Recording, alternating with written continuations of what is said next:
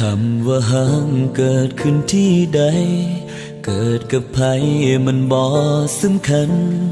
มันจะอยู่ตรงนั้นบ่หายตามกาลเวลาว่าสิผ่านมาดนปานใดในหัวใจบ่เคยร่างรายังจดจำทุกถ้อยวาจาที่เฮาเว้าต่อกันเมื่อสวรรค์แยกกายเฮาสองจากคู่ครองเป็นคนอื่นไกลเหลือแต่คำสัญญาใช่ไหมที่ยังคงอยู่แม้นว่าเจ้าสิเกิดเป็นยังบ่เคยคิดสั่งย้อนหาคนหูสิเคียงข้างให้ได้หูหัวใจยังคงเดิมบ่มีอีหยัง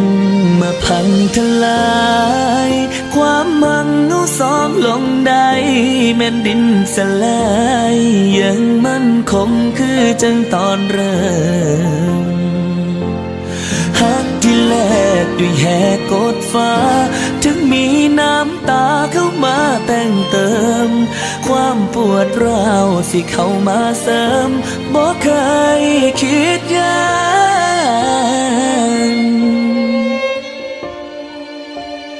ในวันนี้เฮาเจอกันแล้วยังบอกแล้วจำต้องจากลาคนที่เฮาตามหาเป็นยังคือบ่สมใจให้คงท่าอีกกี่พันปีให้อยู่ตรงนี้อีกนานเท่าไรขอเพียงแค่เธอจำฉันได้ชาติไหนก็รอเธอ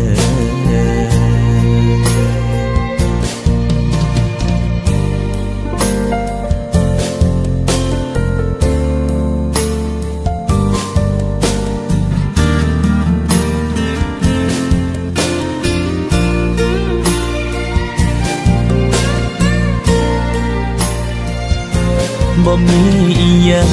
มาพังทลายความมั่งเอาสองลงได้แม่นดินสลายยังมั่นคงคือจังตอนเริ่มหักที่แลกด้วยแหกกดฟ้าถึงมีน้ำตาเข้ามาแต่งเติมความปวดร้าวสิเข้ามาเสริมบ่เคยคิดยาก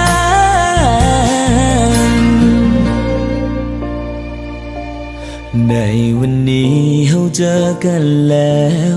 ยังบอกแล้วจำต้องจากลาคนที่เฮาตามหาเป็นยังคือบ่สมใจให้คงท่าอีกกี่พันปีให้อยู่ตรงนี้อีกนานเท่าไรขอเพียงแค่เธอจำฉันได้ชาติไหนก็รอเธอ